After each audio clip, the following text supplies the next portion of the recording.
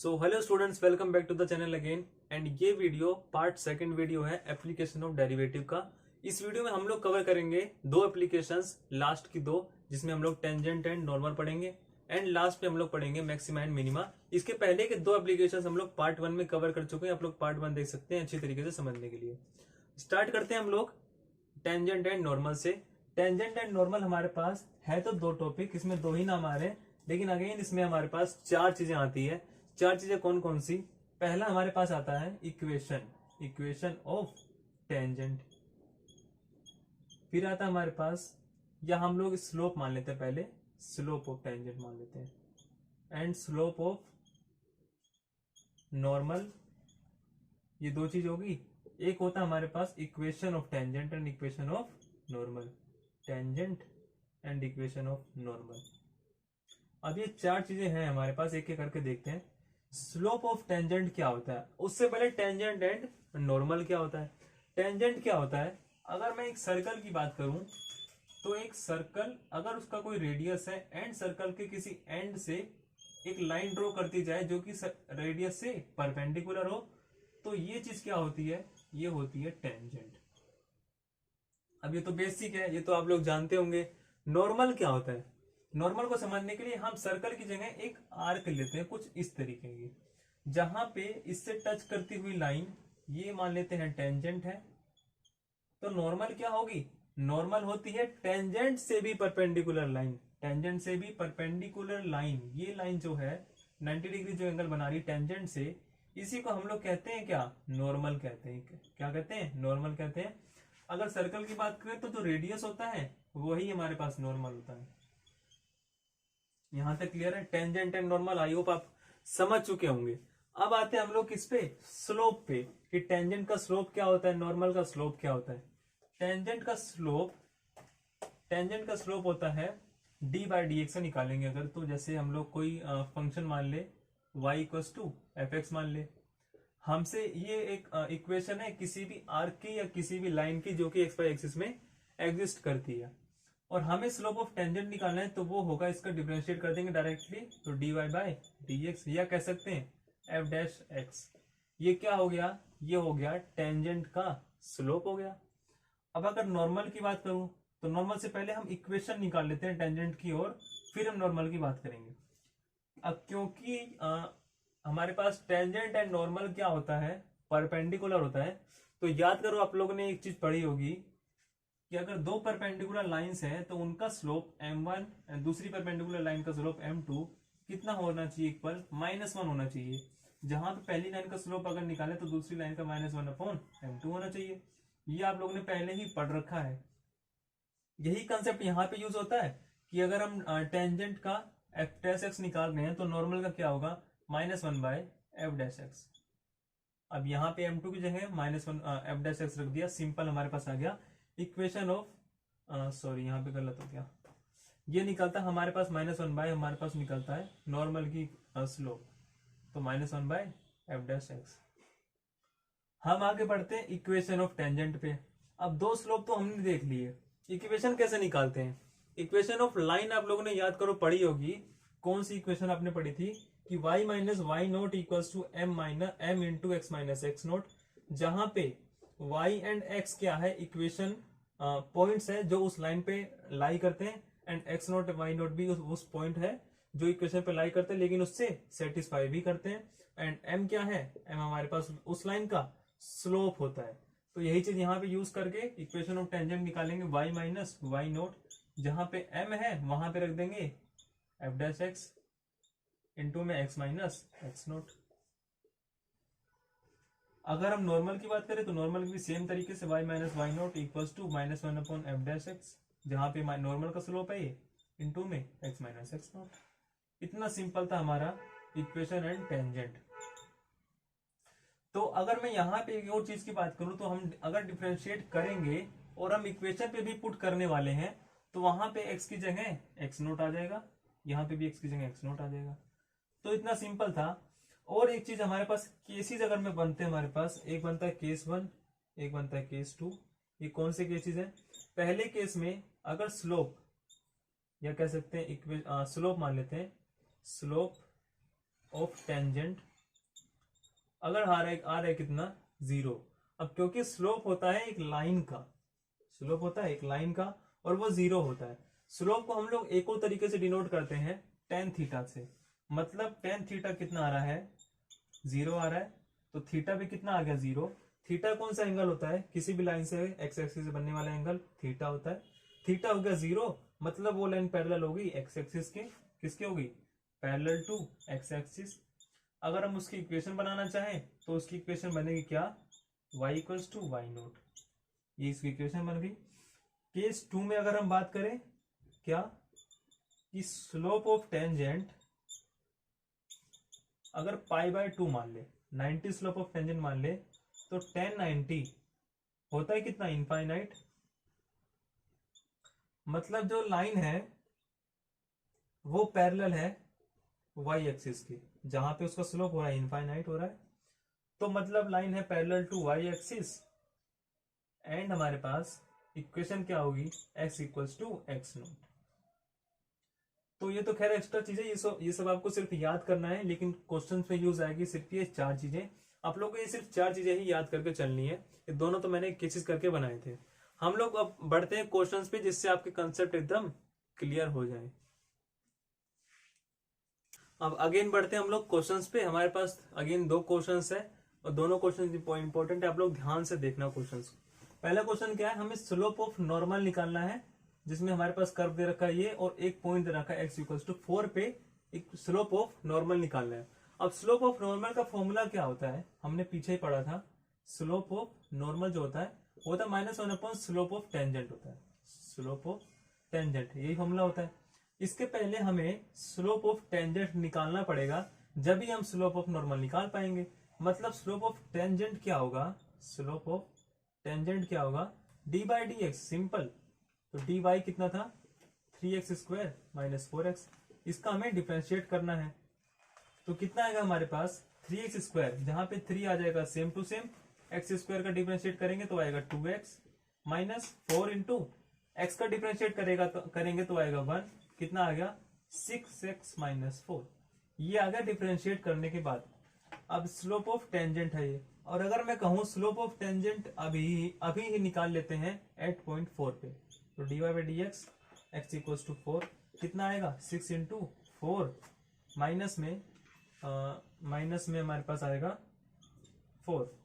I think यहाँ पे गलती हो रही है, हाँ 3x की पावर 4 था यहाँ पे, तो आएगा हमारे पास 4 इंटू 3, कुछ गड़बड़ होगी, क्वेश्चन ही चेंज कर लेते हैं हम लोग, 3x स्क्वायर मान लेते हैं। अगर 3x पावर 4 होता तो आप लोग उसको डिफरेंशिएट करके आंसर निकाल सकते, तो कोई बड़ी बात तो नहीं है यहाँ पे। तो कितना आ गया हमारे पास 6 64 माइनस 4 आ गया कितना 60 आ गया ये। लेकिन कितना क्या आया हमारे पास, स्लोप ऑफ टेंजेंट आया। लेकिन स्लोप ऑफ नॉर्मल निकालने के लिए कुछ नहीं करना, सिंपल -1/60 कर देना है, आ गया आंसर। ये आ गया स्लोप ऑफ नॉर्मल, सिंपल था। अगला क्वेश्चन क्या हमारे पास, find the point on curve. इस कर्व पे हमें पॉइंट्स निकालने हैं जहां पे टेंजेंट इतना है, हमें टेंजेंट गिवन है एंड हमारे पास उसकी क्या नाम है, कर्व की इक्वेशन गिवन है। हमें उस कर्व पे वो पॉइंट्स निकालने हैं जहां पे टेंजेंट ये फिक्स्ड है, ये टेंजेंट हमारे पास है। अब अगर कोई कर्व है और एक टेंजेंट है, दोनों पैरेलल है, जब तो स्लोप उसके क्या होंगे, इक्वल होंगे। तो इसका मतलब क्या होगा हमारे पास, इसको हम अगर कंपेयर करें तो y equals to mx plus c से अगर कंपेयर करें तो इस टेंजेंट का स्लोप कितना आ रहा है 1 एंड इस टेंजेंट का कांस्टेंट कितना आ रहा है -11। ये सिर्फ गिवन है, इसमें अभी तक हमने सॉल्व नहीं किया है, सिर्फ कंपेयर किया है। सॉल्व कब करेंगे, जब हम इसका स्लोप का, इस कर्व का टेंजेंट निकालेंगे। क्या निकालेंगे, टेंजेंट निकालेंगे। तो हम इसका टेंजेंट निकालते हैं, simple dy by d x करेंगे, आएगा कितना x के ऊपर कितना आएगा 3x स्क्वायर माइनस 11, यही डिफरेंशिएट करके आएगा। अब ये क्या आ रहा है हमारे पास, स्लोप ऑफ टेंजेंट कहां से आ गई, ये आ गई हमारे पास कर्व से। एंड एक स्लोप ऑफ टेंजेंट गिवन भी था जहां से उसका स्लोप आ रहा है 1। अब दोनों का स्लोप अगर इक्वल है तभी तो उस पर कट कर रहा है ना, तो इसका मतलब 3x स्क्वायर माइनस 11 इक्वल होना चाहिए किसके स्लोप के, जो हमारी टेंजेंट गिवन है जो कि है 1। तो यहां से 3x² इक्वल्स टू 11 उधर चला गया, आ गया 12। x की वैल्यू कितनी आ गई, 3 से कटेगा आएगा 4x की वैल्यू आएगी +-2। दो वैल्यूज आ गई, एक क्या आ गई +2 एंड एक आ गई -2। अब x की वैल्यू आ गई, हमें निकालनी है y की वैल्यू जब भी हमारे पास पॉइंट्स बनेंगे। y की वैल्यू निकालने के लिए इसमें पुट कर देंगे, 2 पुट करेंगे तो 2 4 दूनी 8 -22 +5 कितना आया हमारे पास। इसको सोल्व करने के बाद 8 5 13 -22 13 14 15 16 17 18 19 20 22 बचकर कितना -9 बचकर, सिंपल था। एंड अगर इसको सोल्व करें -2 से तो -2 का क्यूब -8 देन +11 इंटू 2 22 देन +5। सिंपल इसको आप सोल्व करेंगे एक वैल्यू आ जाएगी। अब यहाँ पे एक पॉइंट बनेगा 2 एंड -9 एंड दूसरा पॉइंट बनेगा -2 एंड, इसको भी हम सॉल्व भी कर लेते हैं। ये कितना होगा 27 - 8 मतलब 21, एक वैल्यू आ गई 21। तो हमारे पास ये 2 पॉइंट्स आ गए, आंसर आ गया हमारे पास। हम लोग बढ़ते हैं यहाँ अगले टॉपिक पे, क्योंकि हमने इस टॉपिक के भी 2 क्वेश्चंस इंपॉर्टेंट वाले कर चुके। बढ़ते हैं हम लोग अगले टॉपिक पे जो कि हमारा लास्ट एप्लीकेशन है। अब आ चुके हम लोग सबसे लास्ट एप्लीकेशन पे, वो है मैक्सिमा एंड मिनिमा।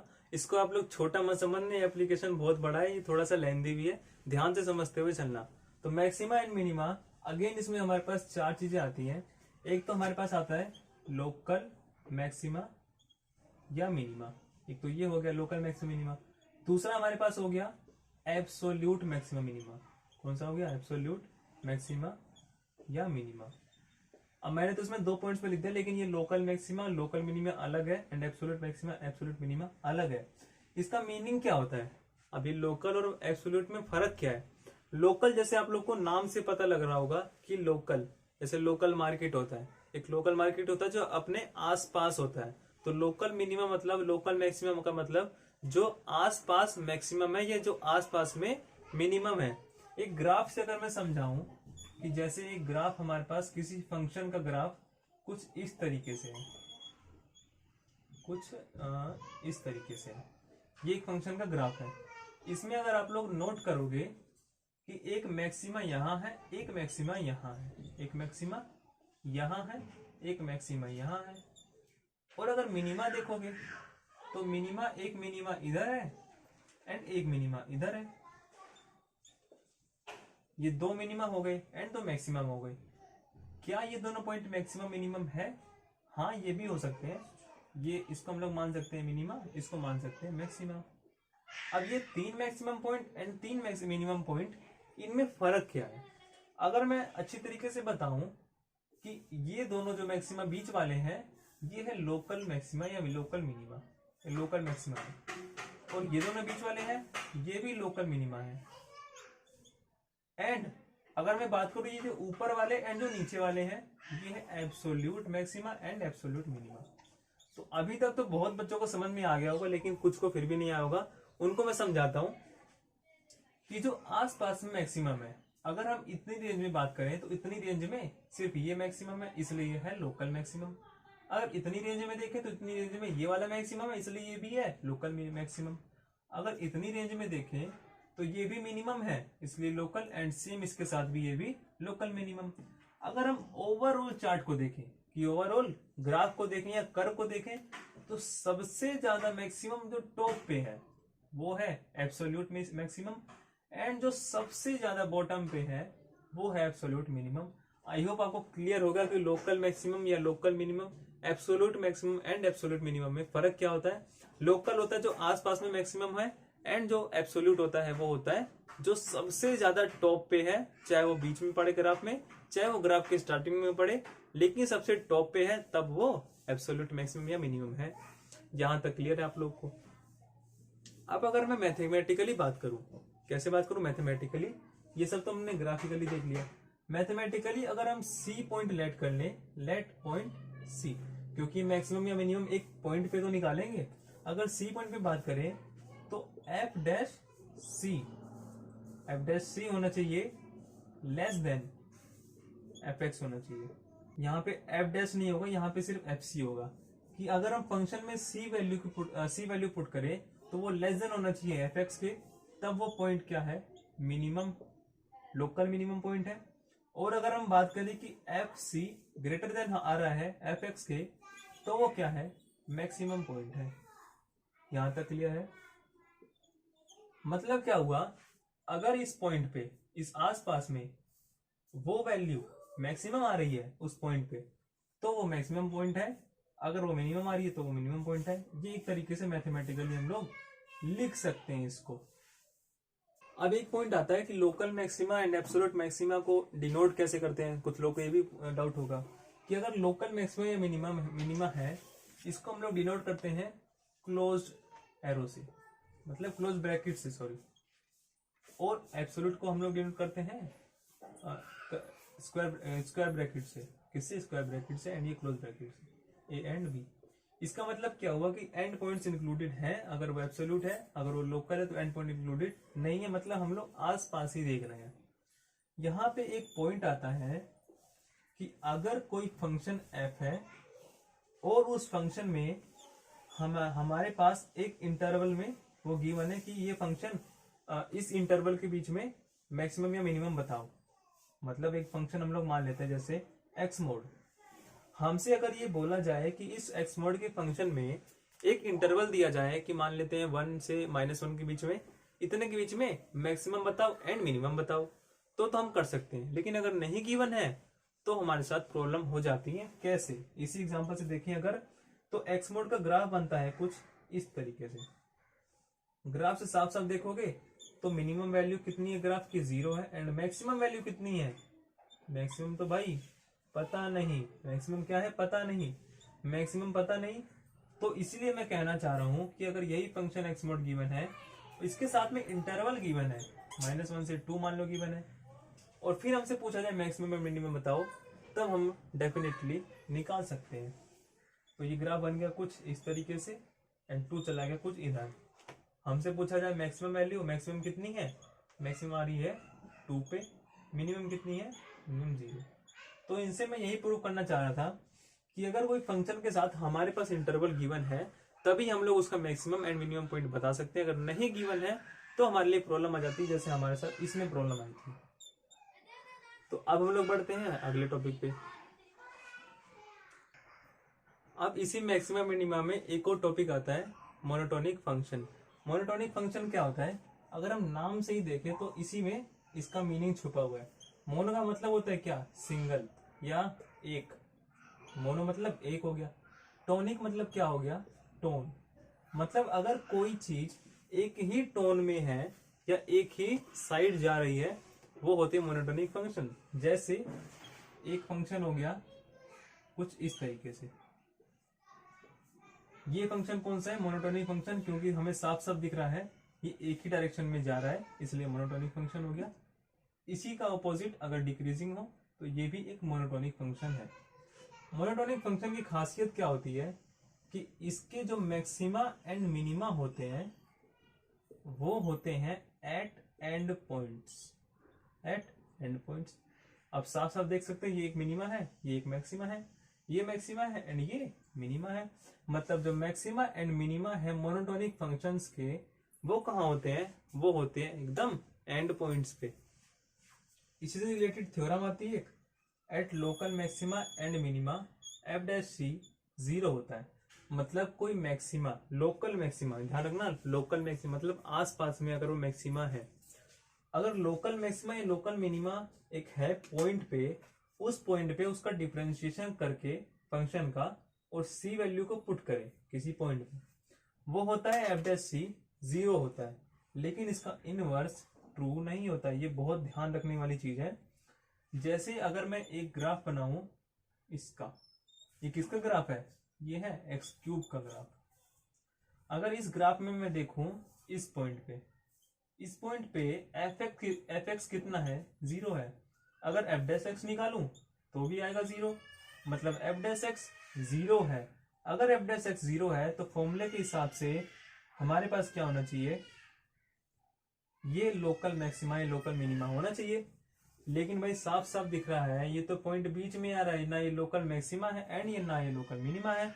अगर इसके पहले देखें तो फंक्शन इंक्रीज होता हुआ जा रहा है, इसके बाद देखें तो फंक्शन इंक्रीज होता हुआ आ रहा है, मतलब ना ये मैक्सिमा है एंड ना ये मिनिमा है, लेकिन एफ डैश एक्स जीरो है। यही कहना चाह रहा हूं मैं, अगर एफ डैश सी जीरो कहीं दिख गया आपको तो उसका मतलब ये नहीं कि वो मैक्सिमा या मिनिमा है, लेकिन अगर वो पॉइंट मैक्सिमा या मिनिमा है तो इसका मतलब 100% वहां पे एफ डैश सी जीरो होगा। अब बढ़ते हैं हम लोग अगले टॉपिक पे। तो अब मैक्सिमा एंड मिनिमम के क्वेश्चन सोल्व करने के लिए मेन कंसेप्ट यहीं से आता है। इसके पीछे का हम लोगों ने बेसिक पढ़ा था, लेकिन यहाँ पे अगर जो हम पढ़ेंगे वो हमारे क्वेश्चंस में ही यूज होने वाला है। क्या पढ़ने वाले हैं हम पढ़ेंगे दो टेस्ट। इन दोनों टेस्ट से क्या प्रूव होगा कि वो पॉइंट जो हम फाइंड करना चाह रहे हैं वो मैक्सिमम पॉइंट है या मिनिमम पॉइंट है या कोई भी पॉइंट नहीं है। सबसे पहले हम टेस्ट 1 करते हैं, मतलब फर्स्ट डेरिवेटिव टेस्ट करते हैं, जिसमें हम f dash c greater than equal prove करते हैं, जो कि लेफ्ट साइड होता है, and right side f dash c less than zero होता है। मतलब क्या होगा इसका, अगर हम ग्राफिकली समझे तो जैसे एक ये ग्राफ हो गया, इसके पहले F dash c greater than zero, मतलब इसके पहले का एफ डैश सी, अगर हम इसका एफ डैश सी निकालें या हम लोग स्लोप निकालें तो वो स्लोप ग्रेटर देन जीरो आएगा। अगर राइट साइड निकाले तो उसका स्लोप लेस देन जीरो आएगा। इसका मतलब क्या साबित हुआ कि जो पॉइंट है जिसके अक्रॉस हम निकाल रहे हैं वो पॉइंट एक मैक्सिमम पॉइंट है, मतलब एक लोकल मैक्सिमम पॉइंट है। इसका ऑपोजिट भी होगा, अगर f dash c less than zero left side and right side f dash c greater than zero, तो वो पॉइंट क्या होगा, एक मिनिमा पॉइंट होगा। और तीसरा केस आता है कि अगर एफ डैश सी, अगर जो एफ डैश सी आएगा हमारे पास उसका कोई भी साइन ना हो तो वो पॉइंट होगा point of inflection. Inflection point का क्या मतलब होता है, जैसे हमने पीछे ही पढ़ा था एक ग्राफ एक्स क्यूब का। एक्स क्यूब के ग्राफ में अगर हम इस पॉइंट की बात करें, बीच वाले पॉइंट की, तो इस पॉइंट की अगर हम पहले बात करें, इस पॉइंट के पहले बात करें तो इसका टेंजेंट बनेगा कुछ इस डायरेक्शन में, इसी तरीके से बनेगा। अगर हम इसके राइट साइड बात करें तो इसका टेंजेंट भी बनेगा कुछ इसी डायरेक्शन में। मतलब टेंजेंट दोनों के बनेंगे एक ही डायरेक्शन में, चाहे वो लेफ्ट की बात करूं चाहे वो राइट की बात करूं। अगर डायरेक्शन सेम है मतलब साइन भी सेम है, मतलब दोनों tangent left and right sign same आ रहा है, इसका मतलब एफ डैश सी या जो पॉइंट है वो पॉइंट ऑफ इन्फ्लेक्शन है। अगला आता है सेकंड डेरिवेटिव टेस्ट। अब ज्यादातर केसेस में अगर हम क्वेश्चंस की बात करें तो ज्यादातर क्वेश्चंस में हम सेकंड डेरिवेटिव टेस्ट ही करते हैं। दूसरा केस में कब करते हैं सेकंड डेरिवेटिव टेस्ट, अगर हमें क्वेश्चन में गिवन ना हो कि कौन से टेस्ट से सॉल्व करना है, हम लोग सिर्फ सेकंड डेरिवेटिव टेस्ट से ही सॉल्व करते हैं।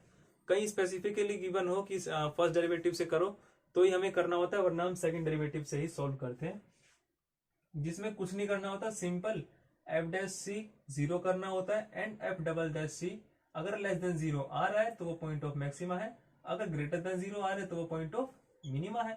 सिर्फ इतनी सी बात है, ये काफी इजी चीजें हैं। अगर क्वेश्चन की हम बात करें, हम क्वेश्चन करेंगे तो तभी आपको अच्छी तरीके से समझ में आएगा।